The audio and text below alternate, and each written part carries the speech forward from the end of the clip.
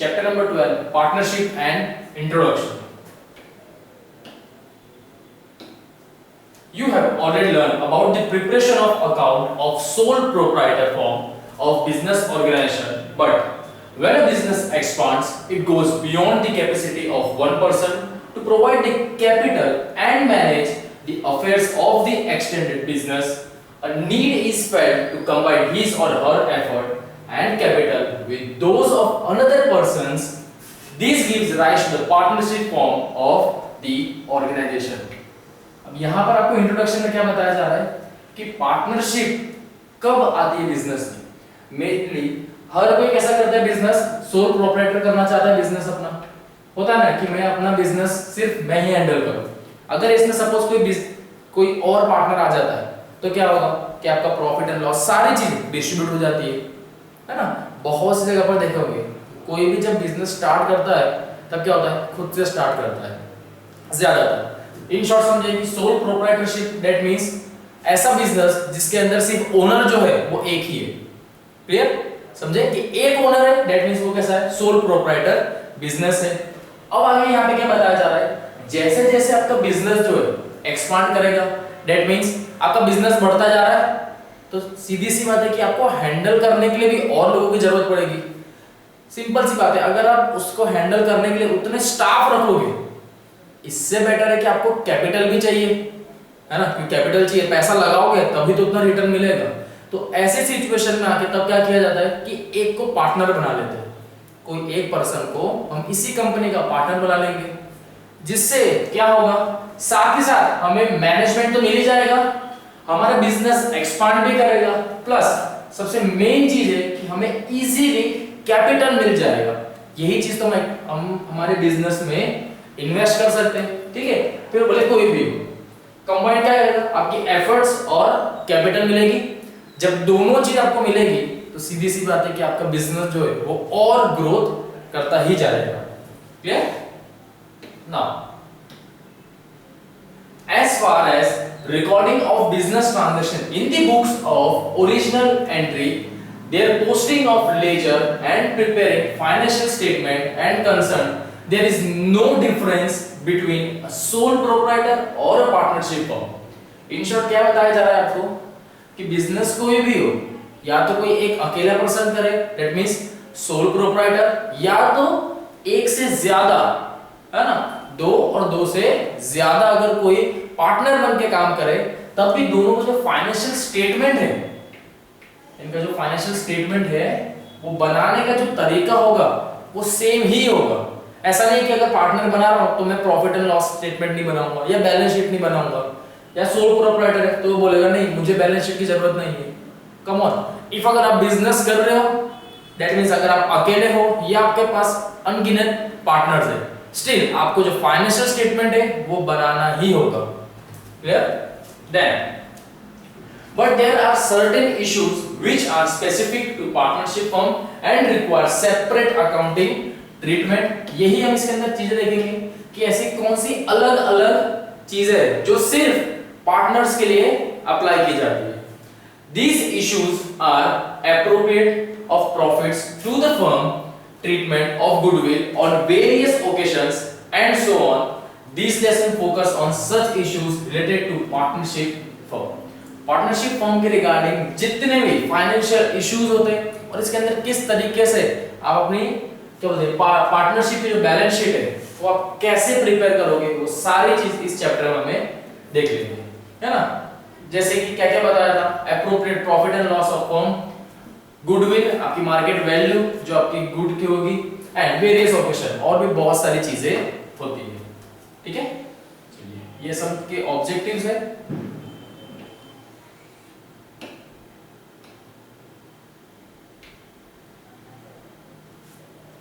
Okay, here we have partnership is a form, 22.1 partnership and partnership deed। Partnership and partnership deed में क्या फर्क है वो भी चलिए देख लेते हैं यहाँ पे। Partnership is a form of business organisation where two और more person join hands to run a business। They share the profit and losses according to the agreement amongst them। ये तो सीधी सी बात है ना। जो भी पार्टनर होंगे वो क्या होगा, प्रॉफिट एंड लॉस शेयर करेंगे। वो डिपेंड करेगा कि उनका बिजनेस किस तरीके का है। जो जितना, सिंपल सी बात है कि अगर जो जितना पैसा लेके आ रहा है वो ही उतना प्रॉफिट लेगा। जिसने अगर कम इन्वेस्टमेंट किया है तो सीधी सी बात है कम, उसे लॉस भी कम होगा, प्रॉफिट भी कम होगा। क्लियर?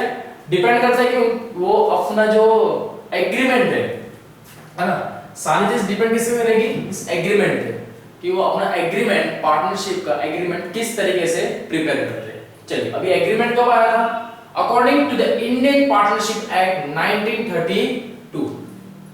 याद रखना, एग्जाम में आपको ये पूछ सकते हैं एमसीक्यूज में भी।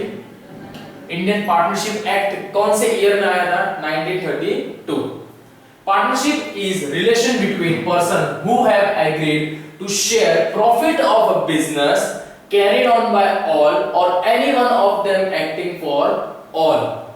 पार्टनरशिप का मतलब क्या होता है कि बिजनेस के अंदर कुछ भी हो, चाहे वो प्रॉफिट हो, लॉस हो, या से कोई भी चीज हो बिजनेस के अंदर, जिस बिजनेस में वो है उस बिजनेस के अंदर कोई भी चीज हो तो उसकी जिम्मेदारी किसकी होगी? दोनों पार्टनर की होगी। दो या जितने भी पार्टनर हो उन सब के ऊपर वो लागू होगा। अब आपको यहाँ पे क्या दिया, एक एग्जांपल के तौर समझाया जा रहा है। For example, one of your friend has passed class 7th standard from National Institute of Open School NIOS and wants to start a business. He or she approaches you to join in this venture. He or she wants you to contribute some money and participate in the business activities. Both of you, if join hands, constitute a partnership. In short क्या बताया गया? एक 7th standard का बताया गया कि open university है school NIOS, वहां से कोई पास आउट हुआ है। क्लियर? अब इन शॉर्ट क्या है कि उसे बिजनेस स्टार्ट करना है, बराबर, बिजनेस स्टार्ट करना है, बट मे बी मेरे पास इतना सफिशिएंट अमाउंट नहीं है कि मैं जो बिजनेस स्टार्टअप करने का सोच रहा हूं वो हो सके। तो इसके लिए मैं क्या करूं, मुझे बिजनेस को हैंडल करने के लिए भी चाहिए। अगर लोग पार्टनरशिप क्यों करते हैं, मेजर क्या सोचिए कि पार्टनरशिप क्यों की जाती है? इफ अगर अमाउंट चाहिए तो अमाउंट के लिए क्या करना पड़ेगा? लोन लेना पड़ेगा। सीधी सी बात है, किसी ना किसी के पास से आपको लोन लेना ही पड़ेगा। बैंक के पास से आप इजीली ले सकते हो, बट इसके सामने बैंक क्या करेगी? आपसे इंटरेस्ट चार्ज करेगी। क्लियर? तो आपको इंटरेस्ट देना होगा। इसकी जगह क्या ऐसा कोई तरीका है कि आपको पैसे भी मिल जाए और सामने आपको रिटर्न भी ना करना पड़े, इंटरेस्ट उतना ना पे करना पड़े। तो इस चीज के लोग क्या करते हैं, मेजरली पार्टनर बना लेते हैं। ठीक है, एक क्या करेंगे, पार्टनर बना लेंगे। किसी को पूछेंगे कि आपको पार्टनरशिप में आना है, इफ अगर वो एग्री हुआ तो उसे बताएंगे कि आपको इतना कैपिटल लेके आना है। क्लियर? क्योंकि आप जितना हिस्सा लेके आओगे उतने परसेंट के आप भी कंपनी के होते हैं मालिक हुए। पार्टनर है, दैट मींस क्या हुआ, वो दोनों आप क्या है, ओनर है। वो उतना ही कैपिटल भी लेके आएगा एंड साथ ही साथ वो उतना एफर्ट भी लगाएगा। क्यों? क्योंकि अब वो जिस कंपनी में काम कर रहा है वो कहीं ना कहीं वो उसकी खुद की भी कंपनी बोल सकता है, क्योंकि उसने एज अ पार्टनर ज्वाइन किया है, अब वो एम्प्लॉय नहीं है, बराबर। तो वो उतनी मेहनत भी करेगा। एक साथ कितने ही काम हो जाते हैं, बराबर। चलिए next, following are the characteristics of partnership. Now the first one is agreement. The partnership is formed by an agreement. याद रखिएगा कि कोई भी बिजनेस में अगर कोई पार्टनरशिप बन रहा है या कोई पार्टनर आ रहा है तो there is between an agreement between each partner, है ना। जितने भी पार्टनर हैं उनके बीच में क्या होगा, एक एग्रीमेंट जरूर होगा। The agreement may be either oral और इन रिटन। कैसे हो सकते हैं? दो तरीके से हो सकते हैं, आइदर ओरल या तो रिटन के फॉर्म में आपको क्या लिखने मिलेगा, एग्रीमेंट मिलेगा। It defines the relationship between the persons who are agreed to carry on business. It may contain the terms of sharing profit and the capital to be invested by each partner, etc. The written agreement is known as partnership deed. ये चीज में ध्यान से रखिएगा। Partnership deed किसे कहा जाता है वो आपको पता होना चाहिए। किसको बोलेंगे पार्टनरशिप डीड? पार्टनरशिप डीड उसे कहा जाएगा कि जिसके अंदर पार्टनरशिप ने जो एग्रीमेंट डिसाइड किया है, दोनों ने अपने सलाह मशवरा के हिसाब से दोनों ने अपने बातचीत करी, उस बेसिस पे उन्होंने एक एग्रीमेंट बनाया। उस एग्रीमेंट को क्या बोला जाएगा? Partnership deed. क्लियर? चलिए, और ये कैसा होता है? हमेशा रिटर्न एग्रीमेंट में होता है। तो याद रखिए कि कभी भी आपको पूछा जाए, the written agreement is known as, it's also known as one kind of partnership deed. Oral agreement कभी भी पार्टनरशिप डीड में नहीं आता है ना, क्योंकि प्रूफ क्या है? रिटर्न एग्रीमेंट, इसलिए कंपनी वाले भी रिटर्न एग्रीमेंट ही प्रीफर करते हैं। चलिए, then the number of person, कितने नंबर ऑफ पर्सन पार्टनर बन सकते हैं? There must be at least 2 person which we can say as minimum. Minimum कितने? 2 तो होने ही चाहिए, है ना, 2 होने चाहिए form of partnership. The maximum number of partners in a partnership firm can be 50 according to the Companies Act 2013। Companies Act है ये, पता होना चाहिए Companies Act कब आया था? 2013 में। एंड मैक्सिमम नंबर कितने हैं? 50। मिनिमम 2, मैक्सिमम 50, याद रखना है। The next one is business. The partnership is formed to carry on business with the purpose of earning profit। सीधी सी बात है, बिजनेस किस पर्पस से स्टार्ट होता है? जैसे हमारे में कोई चीज स्टार्ट करने से पहले हमारा कुछ एम है, नहीं मुझे बड़ा होकर ये बनना है, या कोई फ्यूचर डिसाइड है। सेम वैसे बिजनेस का मेन पर्पस क्या होता है? प्रॉफिट कमाना। The business should be lawful, हमेशा याद रखिए कि आपका बिजनेस कैसा होना चाहिए? लीगल होना चाहिए, इनलीगल नहीं होना चाहिए। Illegal what it means? Unlawful. If अगर लॉफुल है दैट मींस लीगल है। Thus, if 2 or more person agree to carry on unlawful activities, it will not be termed as a partnership। याद रखिएगा इसे। सपोज अगर आप कोई इनलीगल एक्टिविटी कर रहे हो, है ना, कोई ऐसी इनलीगल एक्टिविटी कर रहे हो, सपोज जैसे एक इनलीगल एक्टिविटी में कहा जाए ड्रग्स सप्लाई, है ना, कोई आज की तारीख में अगर ड्रग्स सप्लाई कर रहा है और उन लोगों ने अपने बीच में एग्रीमेंट डिसाइड कर लिया था, कोई ड्रग्स सप्लाई करता है ना, बहुत सुना है हमने ये चीज के ड्रग्स के बारे में। तो अब इन 2 जन थे, उन 2 जन के बीच में उन्होंने एग्रीमेंट किया था कि भाई देख मैं लेके आऊंगा 60% मेरा, 40% तेरा, बराबर। एट द एंड जब उनके पास पैसे आए, नहीं हुआ, बराबर, पैसे आए 2 जन के 1 लाख रुपीस आ गए। एट द एंड अब दोनों में झगड़ा हुआ कि नहीं भाई, बोला क्या था? 50% बोला था, 50-50 करेंगे। अब ऐसे टाइम पे आप अगर एज पर कोर्ट के पास जाओगे कि भाई इसने देखो 60-40 पहले बोला था और 50-50 बोलता है, लॉ क्या बोलेंगे कि तुम दोनों को अंदर, क्योंकि इसके अंदर एज पर आप जो पार्टनरशिप डीड के हिसाब से जा रहे हो, ये तो पॉसिबल है ही नहीं, क्योंकि आप पार्टनर तो गिनाओगे ही नहीं। क्यों? क्योंकि ये अनलॉफुल एक्टिविटी है कि गवर्नमेंट की इस चीज की इजाजत नहीं देता है, बराबर। तो वहां पर ये सब चीजें नहीं चलेगी, सीधी सी बात है। नाउ शेयरिंग प्रॉफिट, अब किस पे आ जाओ? Sharing profit. The partners agree to share profits in the agreed ratio, in their agreed ratio. याद रखना, डिपेंड्स करेगा ये हमेशा पार्टनर के ऊपर। हर कंपनी का अपना एक अलग रेशियो होता है। In case of loss, all partners have to bear it in the same agreed share ratio।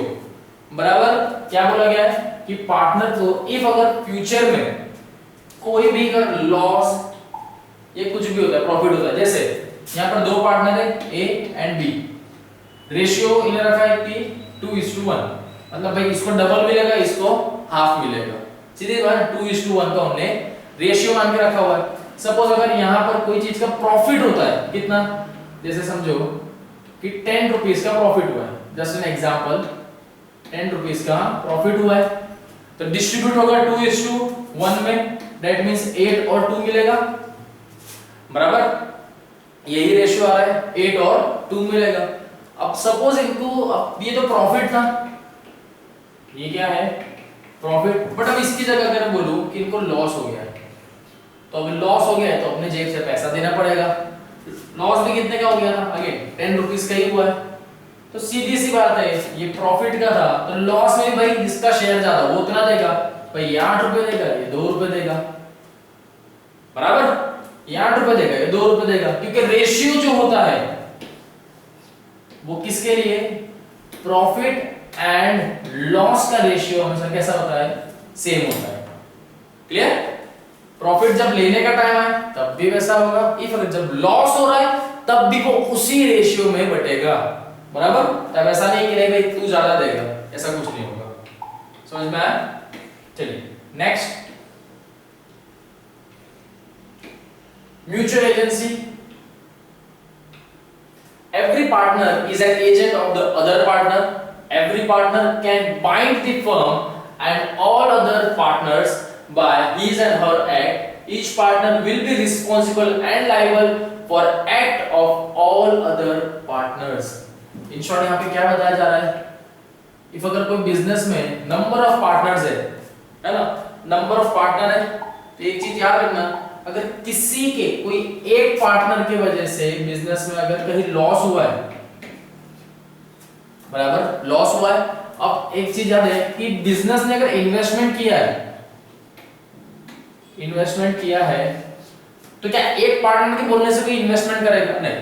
जब तक बिजनेस के अंदर के जितने पार्टनर है वो अगर एग्री नहीं होते तब तक आप कहीं पे भी इन्वेस्टमेंट तो करोगे नहीं। सीधी सी बात है ना, तब तक तो होगा ही। if अगर कोई भी लॉस होता है तब भी क्या करेंगे? वो सारे पार्टनर को ही बेयर करना होगा। तब आप ऐसा नहीं बोल सकते कि मैंने नहीं, उस पार्टनर ने इन्वेस्ट किया था, नहीं, आप ये नहीं बोल पाओगे। बराबर? Then next one is unlimited liability. अनगिनत इनकी लायबिलिटी है। The liability of each partner except that of a minor is unlimited. Their liability extend to their personal asset also. देखिए, if the assets of the firm are insufficient to pay off its debt, the partner's personal property can be used to satisfy the claim of creditor of the partnership firm.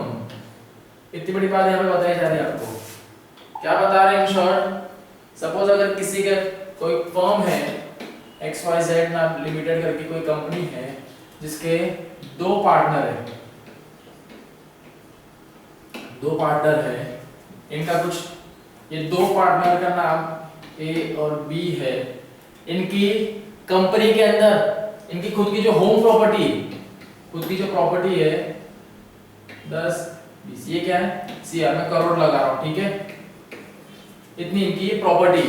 In short इनको एक company से loss हो गया है, liability इनकी create हो गई है ना, और we can say due amount, liability कितनी हो गई है? 50 करोड़ रुपीस की इनकी लायबिलिटी हो गई। इनकी जो कंपनी थी, ये मत समझना, ये क्या है? इनकी कंपनी है। इस कंपनी की सारी एसेट्स को अगर मिला के बेच भी दी, स्टिल फिर भी अब कितना आ रहा है? फिर भी 20 करोड़ रुपीस ही ये लोग क्या कर पाए? रिटर्न कर पाए। कितने रिटर्न किए उन्होंने? अभी भी स्टिल अभी भी ये 20 करोड़ रुपए ही रिटर्न कर पाए, जबकि टोटल अमाउंट कितना है? 50 करोड़ रुपीस इन्हें देना है। बराबर? तो इस केस में कि भाई ये दोनों क्या थे? कंपनी के पार्टनर मतलब भाई ये तो कौन है? ओनर है इस कंपनी के, तो भाई पैसा तो कहीं से भी लाके दो। तो ऐसे टाइम पे पार्टनर की जो खुद की पर्सनल प्रॉपर्टी बोलते हैं ना, जो पर्सनल प्रॉपर्टी होगी उसे वो भी बेच के सामने वाले का पहले जो अमाउंट है वो क्लियर करना होगा, कैसे भी करके दो।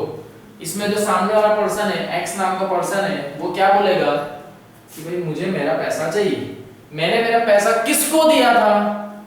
कंपनी नहीं, आपको दिया था। किसको दिया था? ये जो दो पार्टनर है ना, इनको मैंने पैसा दिया था। आपकी कंपनी से नहीं हो रहा है तो अब आप में से दो। तो इन लोगों को अपनी पर्सनल प्रॉपर्टी भी बेच के पैसा देना पड़ेगा। इन शॉर्ट समझो तो भाई कुछ भी करो, पैसा दो। बराबर? उस टाइम पे एक्स नाम का पर्सन क्या बोल सकता है कि इनकी जो प्रॉपर्टी है उसमें से भी अगर मेरा पैसा निकलता हो तो मुझे दे दो, या तो ये प्रॉपर्टी मेरे नाम कर दो। इन शॉर्ट उसका फुल्ली सेटलमेंट हो गया। 20 करोड़ यहां से निकल गए, 10 करोड़ इसके, 20 करोड़ इसके, सेटल हो गए। बराबर? अब वो रेशियो देख बाद में देखेंगे कि किस तरीके से आएगा। क्लियर? चलिए, देन नेक्स्ट स्टेप आ गया है मैनेजमेंट पे। कोई भी कंपनी में याद रखना, कोई कंपनी या कहीं पर भी सबसे मेजर जो रोल होता है वो मैनेजमेंट का होता है। All the partners have a right to manage the business, बराबर। क्योंकि सपोज अगर आप अपना बिजनेस मैनेज नहीं कर पाए तो सीधी सी बात है वो कभी प्रॉफिट नहीं दे पाएगा। However, they may authorize one or more partner to manage the affairs of the business on their behalf, बराबर। ये हमने स्टार्टिंग में डिस्कस किया, क्यों ज्यादातर पार्टनर्स को प्रीफर करते लोग, ताकि इनकम भी जनरेट हो जाए और साथ ही साथ आपका बिजनेस को कोई देखने वाला भी हो जाए, है ना, मैनेज करने वाला हो जाए। And the next one is transferability of share. Now no partner can transfer his and her share to anyone including his and her family member without consent of all other partner, बराबर। समझे कि अगर कोई ये ए नाम का person है और ये बी है ना, दोनों क्या है, पार्टनर है। चलिए यहाँ पे एक सी नाम का पर्सन भी है। अब इसके अंदर जो बी सी नाम का पर्सन है उसे क्या करना है, अपनी पार्टनरशिप छोड़ना है। मींस एक ओल्ड मैन हो चुका है यार, अब इससे मतलब कंपनी के इतने काम नहीं होते, तब क्या करेंगे, ये दो तो ठीक है जवान है अभी, ये ओल्ड पर्सन था बाद में आया, क्लियर। तो अब अगर इसको पार्टनरशिप छोड़नी है, बराबर, इसे पार्टनरशिप छोड़नी है तो इसको क्या करना होगा, या तो दो ऑप्शन है, या तो अपना जो शेयर है कंपनी के अंदर वो कंटिन्यू रहने दे, कंटिन्यू रहने दो, बराबर, या तो तुम कंपनी से कंटिन्यू हो जाओ, कंटिन्यू रहो, या तो ट्रांसफर कर दो। दूसरा है कि या तो कंपनी से एक्सक्लूड हो जाओ, है ना, निकल जाओ, एग्जिट हो जाओ। दो ऑप्शन है, या तो आगे कंटिन्यू करो या तो एग्जिट हो जाओ।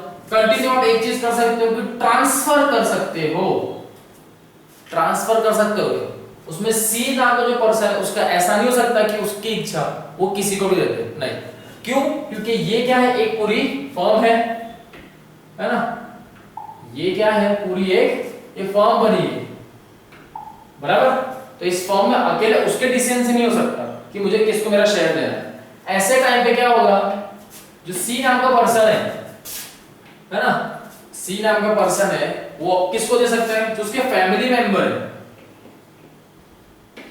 जो उसके फैमिली मेंबर है ना, वो उनको अपना जो शेयर है वो ट्रांसफर कर सकता है, बराबर। इसके बाद अलग से एक ऑप्शन है कि अगर सपोज इसके कोई फैमिली मेंबर भी नहीं है, कोई हादसे में नहीं रहे, अब किसको होगा, किसी अनदर पर्सन को करना होगा, कोई अनदर पर्सन को करना है शेयर। अगर अपना पार्टनरशिप का राइट अभी किसी एक्स नाम के पर्सन को देना है तो ऐसे में क्या करना होगा, ए नाम का पर्सन और बी नाम के पर्सन से पहले इसे बात करनी होगी। इफ अगर उसके बाकी के जो पार्टनर्स है वो भी अगर एग्री होते हैं इस चीज के लिए कि भाई हमें कोई और पर्सन चाहिए या और कोई पार्टनर, अगर यही एक्स नाम का पर्सन ऐसा हमें पार्टनर चाहिए तो ही ये हो सकता है। इफ अगर एक पार्टनर ने भी अगर ना बोला कि नहीं मुझे ये नहीं चाहिए, मुझे ये एक्स नाम का पर्सन नहीं चाहिए क्योंकि इससे जमती नहीं चाहिए, तो ये चीज कैंसिल हो जाएगी, डायरेक्ट कैंसिल। वो सिर्फ अपने फैमिली मेंबर को दे सकता है। इसके दूसरा ऑप्शन वही है कि आप तुम एग्जिट कर दो, बराबर। ये कंपनी के यही रूल है। चलिए देन नाउ इंपॉर्टेंट टर्म्स, इसमें फर्स्ट क्या है, partner. The person who have agreed to carry on a business and share its profit and loss, they are the person who have agreed upon the terms and the condition of the partnership. The next one is firm.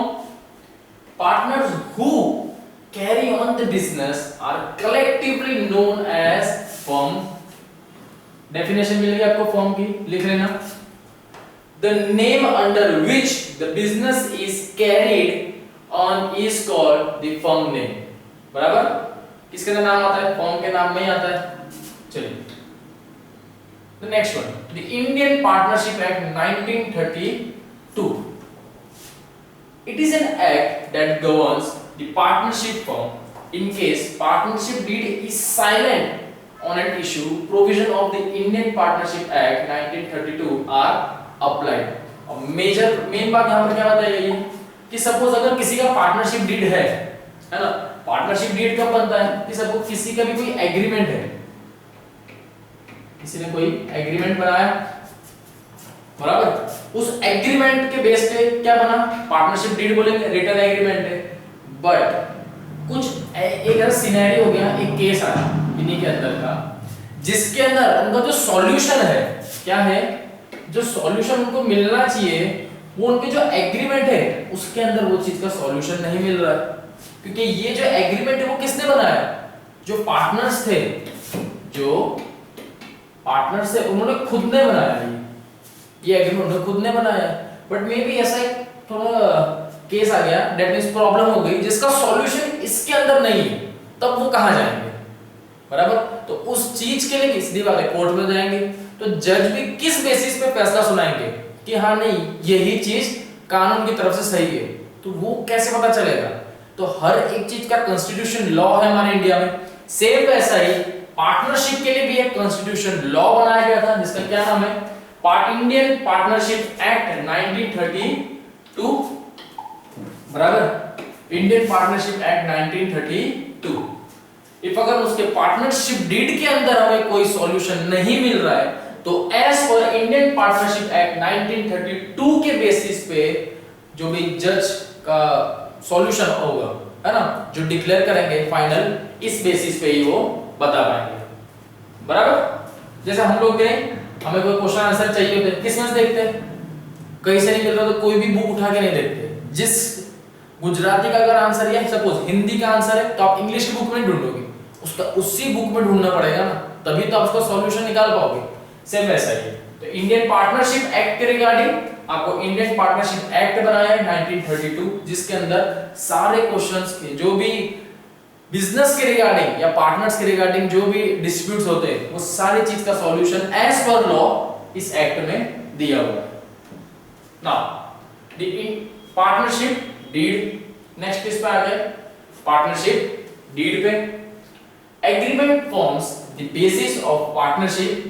The written form of the agreement is which is a document of partnership। ये तो हमें बताइए कि return document जो agreement होगा उसे हम क्या बोलेंगे, पार्टनरशिप डीड बोला जाएगा।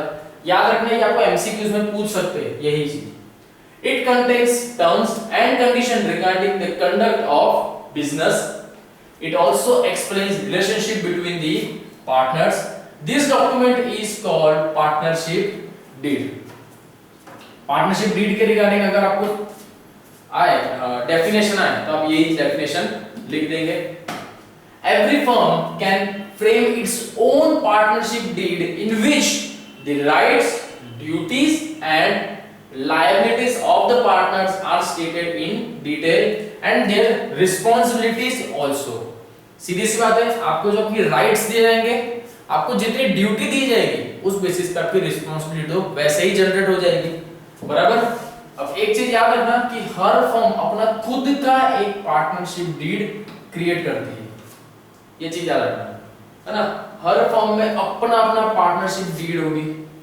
हर कोई अपने तरीके से बिजनेस करता है ना, हर कोई थोड़ी कि 50-50% में पार्टनरशिप लगाता है कि भाई 50% मेरा 50% तेरा, नहीं, ऐसा हर जगह नहीं। बहुत सी जगह ऐसा है कि भाई 10% तेरा 90% मेरा, क्योंकि ज्यादा एफर्ट मैं दे रहा हूं, बराबर। डिपेंड करता है हर बिजनेस में। इसीलिए कभी भी अगर ऐसा है कि पार्टनरशिप डीड क्या सब कंपनियों का सेम होता है, नहीं, हर कंपनी में अलग अलग तरीके से उसे प्रिपेयर किया जाता है, clear. Then it helps in settling the disputes arising. Disputes that means जो झगड़े होते हैं, है ना, मतभेद हो जाता है, वही चीज किसके थ्रू आप सॉल्व कर सकते हो। It helps in settling the disputes arising among the partners during general conduct of business. बोलते हैं ना, एक ही सीके में अगर बर्तन रखो तो आवाजें आती है, खनकते हैं, जस्ट वैसा ही है। एक बिजनेस के अंदर दो पार्टनर है, दो से ज्यादा है, हर कोई अपना थॉट बताता है कि यार नहीं ऐसी चीज करो ये सही रहेगा, कोई दूसरा बोलेगा नहीं नहीं नहीं तुम रहने दो, ऐसा कुछ करते ये सही रहेगा, थर्ड पर्सन बोलेगा अरे तुम दोनों रहने दो, मैं मेरा जो बता रहा हूं इस तरीके से करो, क्लियर। पार्टनरशिप के अंदर सबसे मेन रोल क्या है कि आपके बीच में कोऑर्डिनेशन होना चाहिए, कोऑपरेशन होना चाहिए, बराबर। तभी आप अपना पार्टनरशिप और जो बिजनेस है उसे आगे रन कर पाएंगे, क्योंकि हर कोई अगर अपने मन की चलाएगा तब तो कुछ भी नहीं हो पाएगा। Clear? Now then content of partnership deed. The partnership deed generally contains the following. अब देखिए कि पार्टनरशिप डीड के बारे में बात तो कर ली। चलिए, अब पार्टनरशिप डीड जब बनती है तो उसके अंदर आपको कौन सी चीजें चाहिए होती है ना, वो देख लेते हैं। First, name and address of the partnership firm, then nature of business, कि भाई क्या काम करता है, क्या काम क्या है, फिर उनका ऑब्जेक्टिव कि भाई आपका मेन ऑब्जेक्टिव क्या है बिजनेस स्टार्ट करने का, बराबर, वो भी आपको यहां बताना पड़ेगा। The next one, name and address of each partner. In short, यहां पर अगर मैं बोल सकता हूं कि पार्टनर्स को अपनी पर्सनल डिटेल देनी होगी। ऐसा नहीं कि बैंक अकाउंट नंबर देना है, पर्सनल डिटेल, वो कहां पर है, क्या है। यहां पर एक चीज और भी है कि यहां पे कांटेक्ट नंबर भी आ जाता है ना। पार्टनर के रिगार्डिंग सारी जो डिटेल उसकी छोटी से छोटी सारी डिटेल्स यहां पर आपको मिल जाएगी पार्टनरशिप डीड के अंदर, कि कौन सा पार्टनर है, ये कौन से दिन ज्वाइन हुआ था, यहां तक कि उनकी बर्थ रेट, उनका क्वालिफिकेशन, सारी चीज उसके अंदर स्पेसिफाई होगी। इनफैक्ट पार्टनर की फैमिली में भी कितने मेंबर हैं, है ना, कितने मेंबर हैं वो भी उसके अंदर आता है। कभी देखना पार्टनरशिप डीड ऑनलाइन आप सर्च करके देखना तो आपको मे भी कहीं दिखे तो एक बार पढ़ के देखना कि किस तरीके से उन्होंने पार्टनरशिप डीड में पार्टनर्स की इंफॉर्मेशन लिखी होती है। Then ratio in which profit is to be shared, ये चीज सिर्फ पार्टनर जो बनेंगे वो डिसाइड करते हैं कि किस बेसिस पे हम हमारा प्रॉफिट और लॉस शेयर करेंगे। Then capital contribution by each partner, ये बहुत कंपलसरी है ये सारी चीजें, कि भाई आपके कंपनी का जो कैपिटल होगा, है ना, आपकी कंपनी का जो कैपिटल, हर पार्टनर का कैपिटल तो लेके आना ही होगा। अगर कोई कैपिटल लेके नहीं आ रहा है तो वो तो पार्टनर हुआ ही नहीं, वो पार्टनर थोड़ी हुआ, उसको तो मैं क्या बोल सकता हूं, जस्ट एन इन्वेस्टर, कि भाई अपना पैसा लगाया और चला गया। पार्टनर का काम क्या होगा, जो इन्वेस्ट तो कर रहा है लेकिन साथ ही साथ अपना वो क्या देगा, एफर्ट भी दे रहा है, अपना टाइम दे रहा है, अपनी स्किल इस्तेमाल कर रहा है, साथ ही साथ अपना नॉलेज भी इस चीज में दे रहा है, बराबर। कंपनी के सारे डिसीजंस में वो पार्ट ले रहा है। क्लियर? इतनी सारी चीजें कर रहा है, दैट मींस ये क्या है, कंपनी का पार्टनर ही है, बराबर। Then rate of interest on capital if allowed, ये कैसा है भाई, आप कहीं पे भी कुछ इन्वेस्ट करते हो, है ना, कुछ इन्वेस्ट किया है आपने तो कुछ टाइम के बाद उसका रिटर्न तो मिलना चाहिए, कि ऐसा थोड़ी कि मैंने पैसा लगा दिया बस भूल जाओ अब तो कुछ नहीं। अरे आपने जो इन्वेस्ट किया वो थोड़ा थोड़ा करके आपको वापस मिलेगा, तभी तो आपको ऐसा लगेगा कि हाँ मेरा कुछ प्रॉफिट बना है, कि मैंने जो चीज इन्वेस्ट करी उसका मुझे प्रॉफिट हुआ। सेम अगर पार्टनर किसी फर्म में एज अ पार्टनर बनने के लिए इन्वेस्ट करता है तो वो क्या कंसीडर होता है, कैपिटल। अब वही कैपिटल उसको धीरे धीरे करके देना होगा। सपोज किसी ने अगर था 1 लाख रुपीस का कैपिटल उसने इन्वेस्ट कर दिया एक फर्म में, एज अ पार्टनर बना है वो, तो सीधी सी बात है उसका इंटरेस्ट मुझे हर साल 10-10 हजार रुपए करके रिटर्न कर देंगे। तो एक टाइम ऐसा आएगा कि उसने जितनी उसके अंदर लागत लगाई, जितना पैसा इन्वेस्ट किया वो उसके पास वापस से पूरा आ गया, बराबर। यही होता है, इसलिए उसे रेट ऑफ इंटरेस्ट कैपिटल भी देना होगा। यहां पर मैंने क्या बताया, रेट ऑफ इंटरेस्ट 10% लग रहा था, 1 लाख का 10,000 दे रहा था, 10% इंटरेस्ट था। सब कंपनी में रेट ऑफ इंटरेस्ट भी अलग अलग होते हैं, मे बी कोई 10 से ज्यादा होगा, कोई 10 से कम होगा, डिपेंड करता है, और वो कितने इयर्स तक चलता है वो भी। देन सैलरी और any other remuneration of partnership if allowed, if allowed मतलब है दैट मींस अगर किसी को रखना हो तो रखे, नहीं हो तो ना रखे, बराबर। सैलरी हमेशा रखना, एक ओनर भी होगा ना वो भी अपनी एक सैलरी लेता है, अगर सैलरी लेगा ही नहीं तो पता कैसे लगेगा कि बिजनेस का प्रॉफिट कितना हुआ। वो तो ऐसा नहीं कि अरे मेरा ही तो बिजनेस है ले लो, नहीं, वो खुद की भी एक सैलरी डिसाइड करता है कि हर महीने मुझे मेरा अर्निंग इतना मिलना चाहिए, बाकी सबको दे दिया, मेरी खुद की एक सैलरी हो गई। स्टिल अब अगर कुछ अमाउंट बच रही है तब उसे क्या कंसीडर कर सकते हैं कि ये पैसा प्रॉफिट हुआ है। क्या हुआ है? ये पैसा प्रॉफिट हुआ है। समझे? Then rate of interest on loan and advances by partners to the firm. Rate of interest, loan लिया भाई, पैसा तो चुकाना पड़ेगा, उसके सामने इंटरेस्ट पे करना होता है। बहुत सी बार क्या होता है, कोई पार्टनर है, पार्टनर पैसे लेता है बिजनेस में से, सपोज कुछ काम आ गया, घर का काम हो गया, या चलो एक पर्सनल कार खरीदनी थी, किसको? पार्टनर को। बैंक से लेगा तो रेट ऑफ इंटरेस्ट ज्यादा हो जाएगा, तो क्या करेगा कि भाई चलो अपने बिजनेस में से ले लेता हूं, अपने बिजनेस में से ले लेता हूं।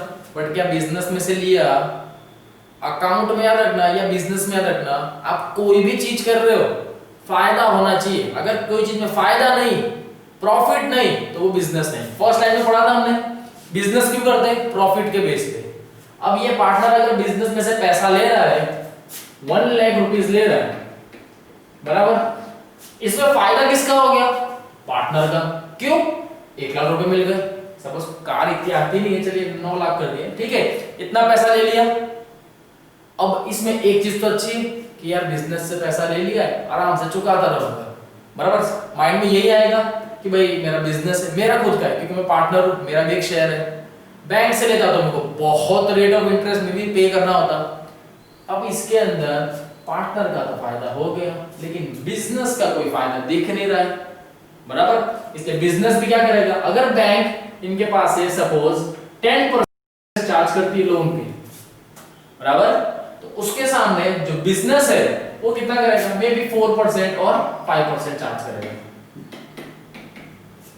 है ना। तो सेम आपको लोन प्रोवाइड किया, बट लेकिन बिजनेस में क्या बेनिफिट हुआ, इसीलिए बिजनेस भी क्या, जो फर्म है वो खुद भी इंटरेस्ट चार्ज करेगी इफ अगर वो लोन दे रही है पार्टनर को तो।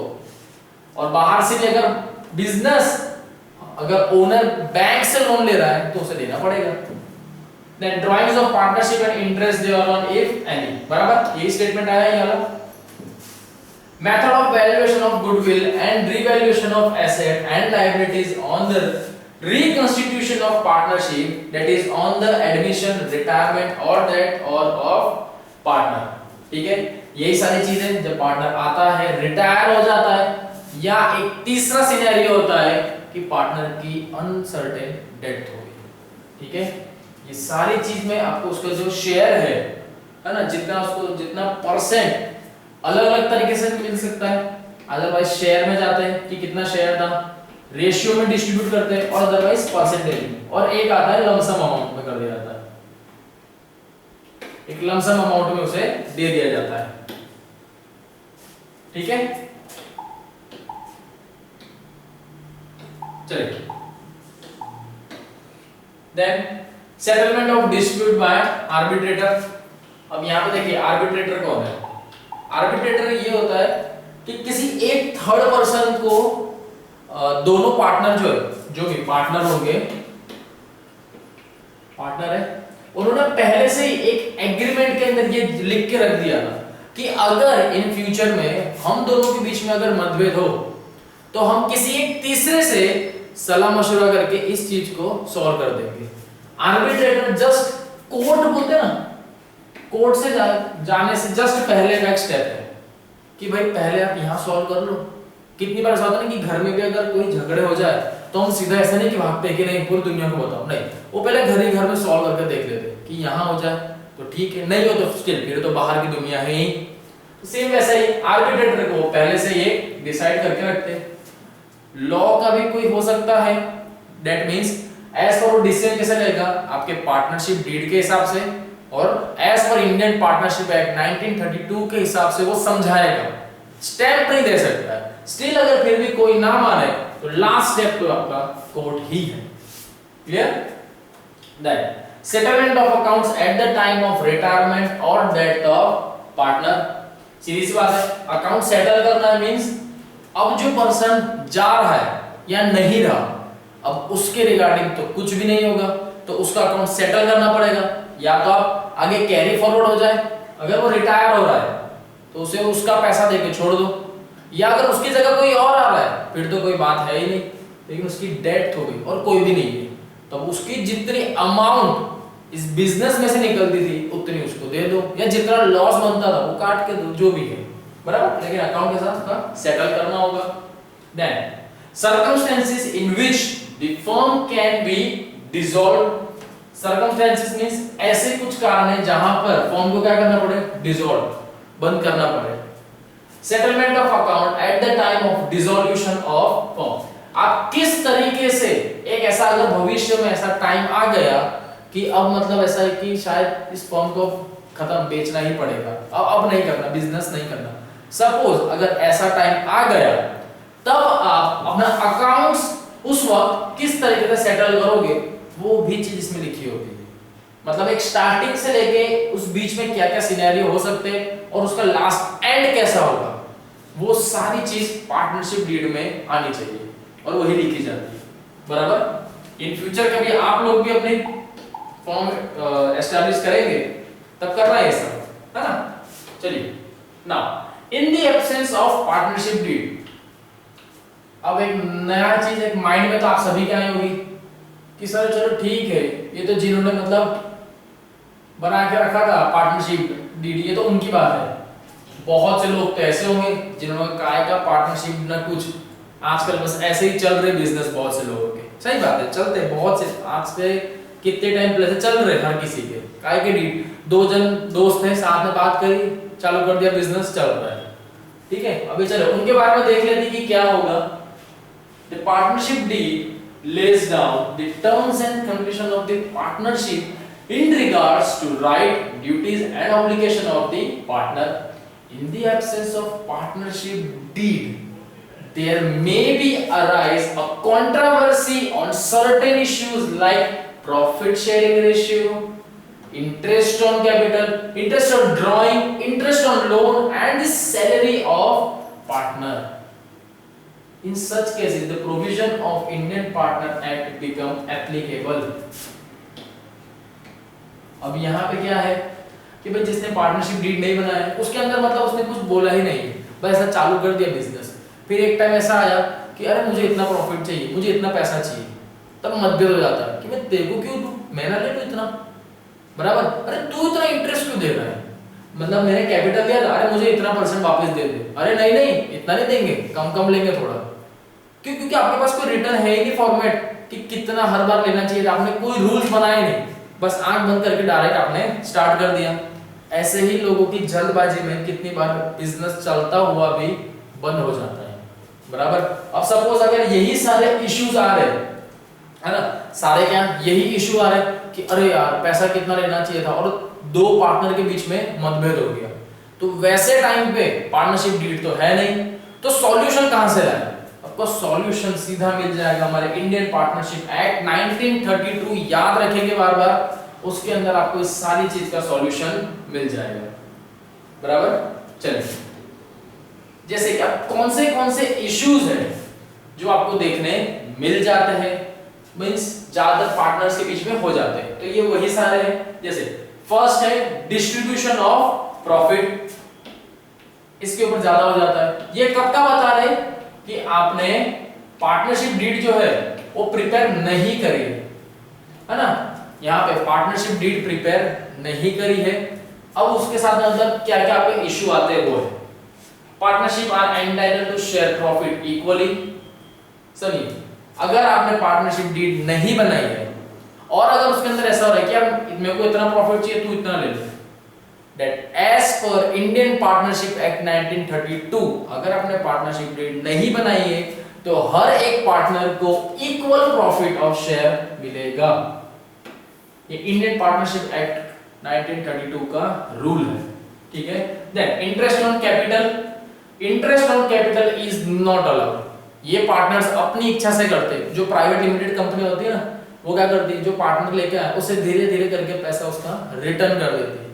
But as per Indian partnership act इस चीज की जरूरत नहीं है, कोई उस चीज का उसको इंटरेस्ट क्यों देना, भाई मैंने अपनी लागत लगाई है उसका मैं रिटर्न क्यों दूं, सी ऐसा इंडियन पार्टनरशिप एक्ट का कहना है। Then interest on drawing, drawing मतलब बिजनेस में से कुछ पैसा लिया, जैसे अभी हमने ऊपर देखा था कार के लिए पैसे लिए थे, बट वो कैसा है, फैमिली के लिए कार चाहिए थी, तो ये तो ड्राइंग्स हो गया। पर्सनल यूज के लिए अगर कोई चीज ले रहे हो दैट मींस ड्राइंग। अब उसमें no interest on drawing of partner is to be charged. Indian partnership act क्या बोलता है कि भाई अगर आपने पर्सनल यूज के लिए भी अगर बिजनेस से पैसा लिया है, जितना पैसा लिया है उतना ही रिटर्न करना है, उसके ऊपर 1 रुपए भी ज्यादा देने की जरूरत नहीं, कोई इंटरेस्ट चार्ज पार्टनर के ऊपर नहीं होगा। Then interest on partners loan, अब यहाँ पे क्या है, पार्टनर्स लोन है। A partner is allowed interest as per 6% annum on the amount of loan given to the firm by him or her। बराबर, जैसे कि यहाँ बताया था अभी हमने कार वाला एग्जांपल, है ना, कार खरीदनी थी पार्टनर को, लोन चाहिए था, लोन दिया, है ना, ऐसा क्या हो गया, लोन देना था, लोन दिया। अब चलिए ये तो क्या हो गया, पर्सनल हो गया, है ना, मींस मैं क्या बोल सकता हूँ, ये ड्राइंग में कंसीडर हो गया ये तो। अब लेकिन इसकी जगह बिजनेस में कैसा होता है, हर कुछ टाइम में कैपिटल पार्टनर्स को लेके आने होते हैं, है ना, हर कुछ टाइम में कैपिटल लेके आना होता है। चलो 10,000 के सब लेके आ रहे हैं, बट लेकिन सी नाम का जो पार्टनर है उसके पास सफिशिएंट अमाउंट नहीं है, उसके पास सिर्फ 2,000 रुपीस है। अब ऐसे टाइम पे ना वो टाइम के पास जाएगा ना कहीं पे, क्या बोलेगा कि एक काम करो, क्या मुझे बिजनेस में से कुछ परसेंट का मुझे लोन मिल सकता है क्या, क्या बोलेगा, लोन मिलेगा, किसमें से, उनकी जो फर्म है उसकी फर्म में से मुझे कुछ परसेंट लोन मिलेगा, बिल्कुल मिलेगा। कितना चाहिए भाई, मेरे पास 2,000 है, 10,000 करना है, 8,000 दे दो, दे दिए 8,000। भाई तूने फर्म में से लिए तो क्या तुझे मुफ्त में मिलेंगे, बिल्कुल भी नहीं, तुझे रिटर्न तो करना होगा, तो 8,000 रिटर्न करना है, नहीं, 8,000 के ऊपर 1 साल का 6% रुपए आपको ब्याज देना होगा। कितना ब्याज तो देना पड़ेगा, 6%, तो कितना हो गया, है ना, 8,480, बराबर, कितना हो जाएगा, 8,480 रुपए उसको क्या देना पड़ेगा, 1 साल का इंटरेस्ट देना होगा, सीधी सी बात है ना। देन नेक्स्ट क्या है, salary and commission of partner. Partner की सैलरी है, उसी का कमीशन है और उसी के बारे में बताया गया है। A partner is not entitled to any salary or commission or any other remuneration for managing the business. Okay, clear? बराबर, मतलब पार्टनर के इसके अंदर क्या बताया जा रहा है कि पार्टनर कोई चीज के लिए लायबल नहीं है कि अगर उसने सैलरी मिले, कि ऐसा नहीं कि अरे देख मैं वो इन्वेस्टर को लेकर आया था, मैंने वो सामान बिकवाया है तो मुझे इसका कमीशन चाहिए। अरे कम ऑन, आप सब लोग एक ही तो ग्रुप हो, एक ही टीम हो, फिर उसमें मेरा तेरा नहीं आना चाहिए, बराबर। इसीलिए एज पर लॉ क्या बोल रहा है कि इस तरह की कोई भी चीज इसके अंदर नहीं आएगी, बराबर। चलिए ना आ जाते हैं हमारी फर्स्ट एक्सरसाइज पे। Intake questions 22.1 fill in the blanks. Now first one is there must be at least dash person to form a partnership. At least बोला गया है, that means minimum. Minimum कितने लोग चाहिए, minimum हमें चाहिए सिर्फ 2 लोग। कितने चाहिए, 2। कितने चाहिए, 2 लोग चाहिए। फिर a partnership is formed by dash. Partnership किस चीज से बनती है, किस चीज से बनती है, एग्रीमेंट से, है ना, किस चीज से बनती है, उनके एग्रीमेंट से। Then agreement of partnership can be dash और डैश। एग्रीमेंट किस तरीके से हो सकता है, या तो ओरल हो सकता है कि बस हाँ चलो बोल दिया ठीक है बात करना, या तो रिटर्न फॉर्म में होगा कि भाई जितना भी बोला है उसे लिख के एक जगह पे रखो, है ना, तभी फ्यूचर में याद रहेगा।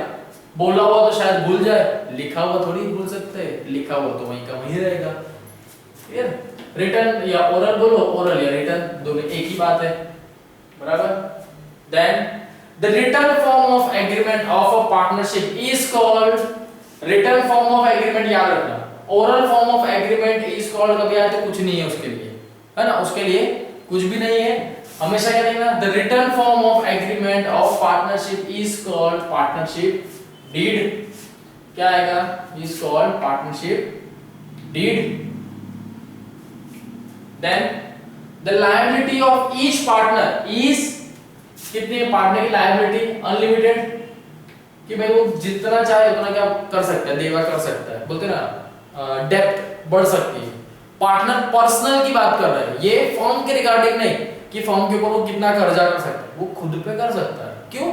क्योंकि अगर वो इतना कर्जा ले रहा है तो कैसे भी करके उस पर्टिकुलर पार्टनर को, क्योंकि बात किसने करी, उस पार्टनर ने करी, तो कैसे भी करके वो पार्टनर को उतना सफिशिएंट अमाउंट चुकाना ही होगा। आइदर या तो वो अपने कंपनी के शेयर दे दे, अपना हिस्सा दे दे, फिर भी अगर नहीं हो रहा तो उसे अपनी पर्सनल प्रॉपर्टी में से भी हिस्सा देना होगा। कैसे भी करके जो लॉस बेयर हुआ है वो उसे बेयर करना होगा, सॉल्व करना ही होगा। Clear? Exercise number 22.1. Now, let me see the true or false of this chapter. Now, first, Asha wants a salary of rupees 3,000 per month to be paid to her. Can she claim this salary? आपको सिर्फ यहाँ पे क्या बताना है कि देख आशा and Rahul, यहाँ पर आपको एक सिनेरियो क्रिएट कर दिया गया है जिसके अंदर दो पार्टनर है, basically Asha and Rahul are the partners in the firm. If there is no partnership deed, ठीक है, क्लियर एक सेंटेंस से बता दिया गया है कि अगर ये लोग कोई पार्टनरशिप डीड फॉलो नहीं कर रहे, या तो इन्होंने कोई भी डीड या एग्रीमेंट हम बोल सकते हैं वो नहीं बनाया है, तो उस बेसिस पे अगर यहाँ पर आपको कुछ सिनेरियो दिए तो क्या ये फिजिकली पॉसिबल है या नहीं, ठीक है, सिर्फ इतना बताना है।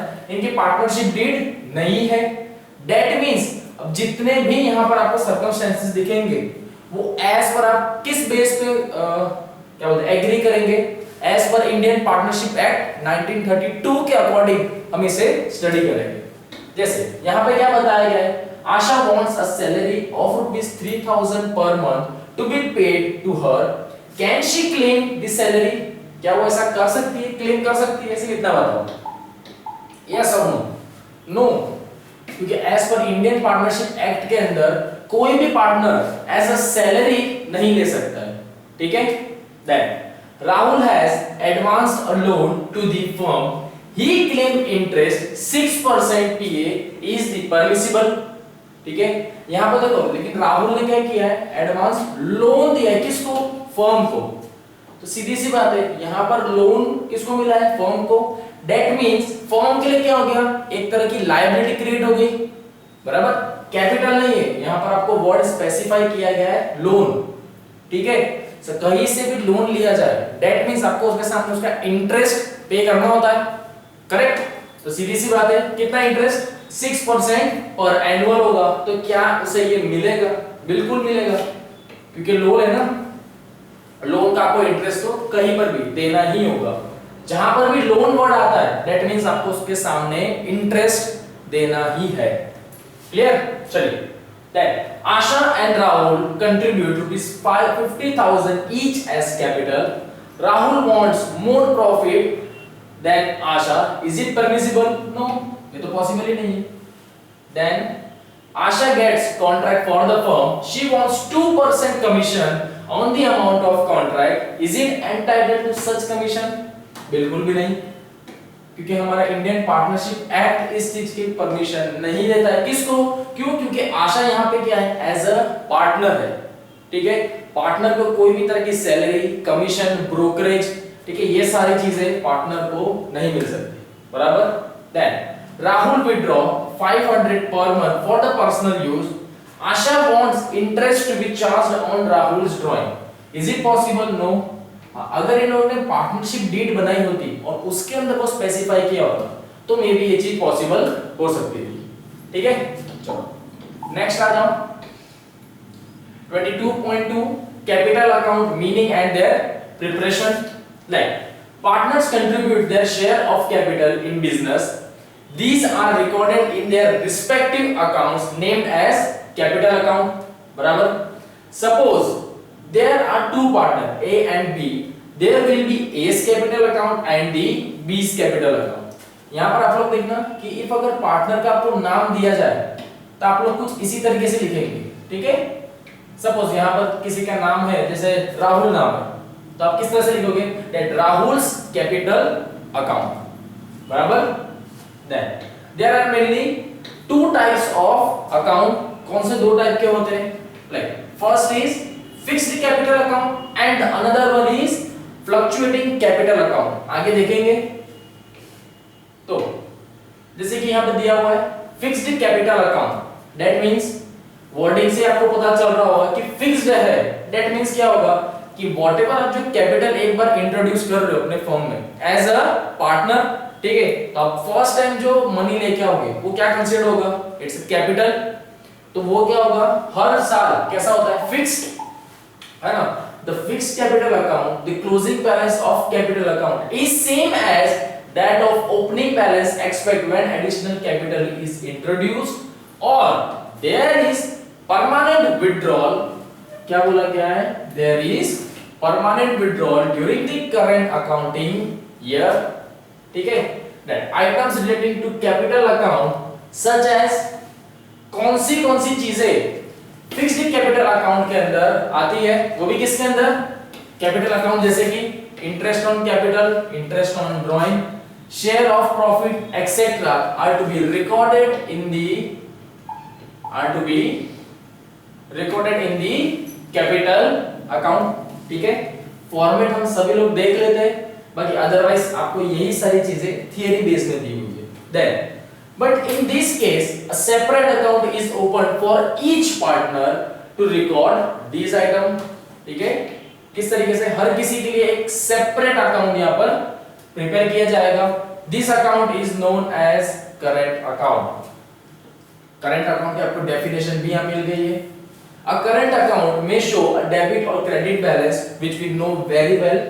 Format of the fixed capital account and the current account is as under. चलो, तो आपका जो हमारा है फिक्स्ड कैपिटल अकाउंट, ठीक है, फिक्स्ड कैपिटल अकाउंट है, उसका फॉर्मेट कुछ इस तरीके से बनेगा। Partners capital account, debit credit, particular JF amount, date particular JF amount and another one is partners current account. ये आपको कब बनाना होगा? जब आपको बुक्स में मेंशन किया है कि एज अ जो पार्टनर है वो किस तरीके से अपना अकाउंट मेंटेन कर रहे हैं। तो दो ही है, फर्स्ट है फिक्स्ड कैपिटल अकाउंट बेस पे, तो आपका फॉर्मेट कुछ इस तरीके से बनेगा। दैट क्रेडिट साइड पे देख लेते हैं, बैलेंस बीडी, दैट मींस यहां पे कैपिटल कंट्रीब्यूशन ओपनिंग बैलेंस आएगा। Then bank additional capital introduce हुआ हो तो यहां पर आएगा। कहां पर? क्योंकि ये क्या है? पार्टनर्स कैपिटल अकाउंट है। दैट मींस कहीं से भी कैपिटल आए, सिर्फ एंट्री यहां पर किस चीज की होगी? कैपिटल की।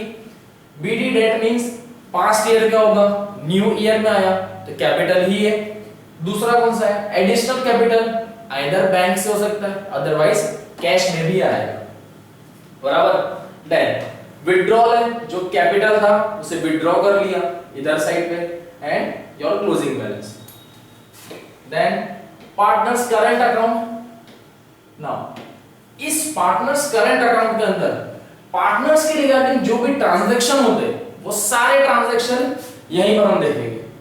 क्लियर? चलिए, जैसे कि like balance sheet in case of credit opening balance, salary, interest on capital, profit and loss appropriation for the share of profit. चलिए, एक चीज यहां पर जरूर ध्यान रखना कि क्रेडिट साइड पे बेसिकली क्या आता है? देखो, profit and loss appropriation share of profit, that means ये वो सारी साइड है जहां पर पार्टनर को कुछ पैसा मिलता है, ठीक है। प्रॉफिट एंड लॉस एप्रोप्रिएशन किसका बनता है? पार्टनर का ही बनता है।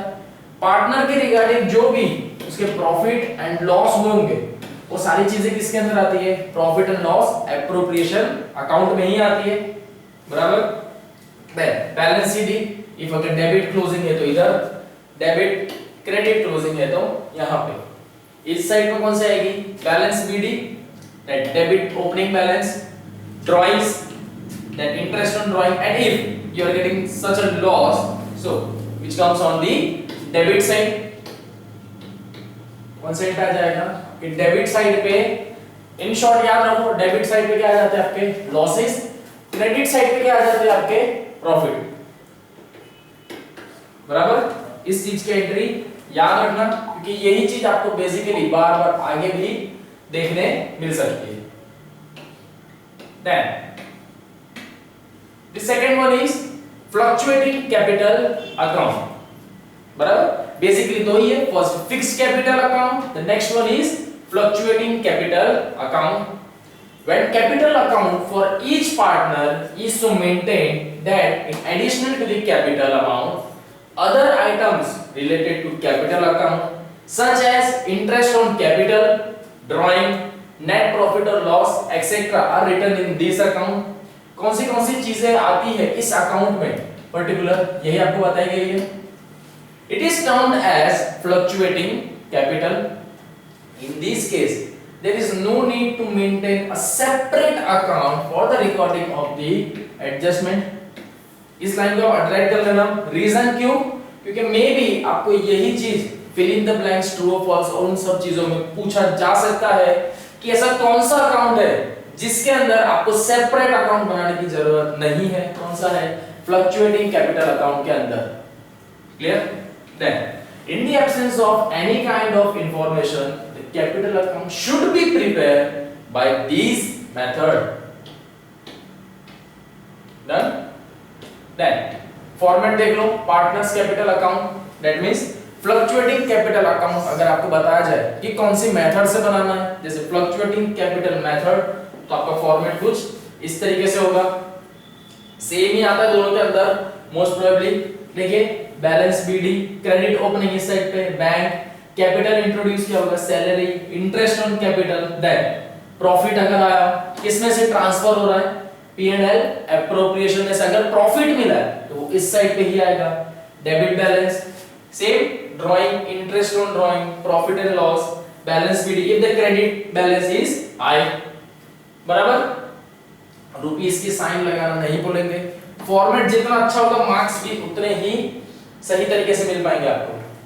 क्लियर? तो फॉर्मेट सब प्रिपेयर कर लेना, याद कर लेना कि डेबिट साइड, क्रेडिट साइड पे कौन सी एंट्री आएगी, है ना? क्योंकि यहीं पर मोस्ट प्रोबेबली हर किसी से गलती हो जाती है कि अरे डेबिट में जाना था या क्रेडिट में आना था. क्योंकि आता तो हमें सब है लेकिन दो साइड है, वहां पर हम मिस्टेक कर जाते हैं. इस चीज का ध्यान रख लेना.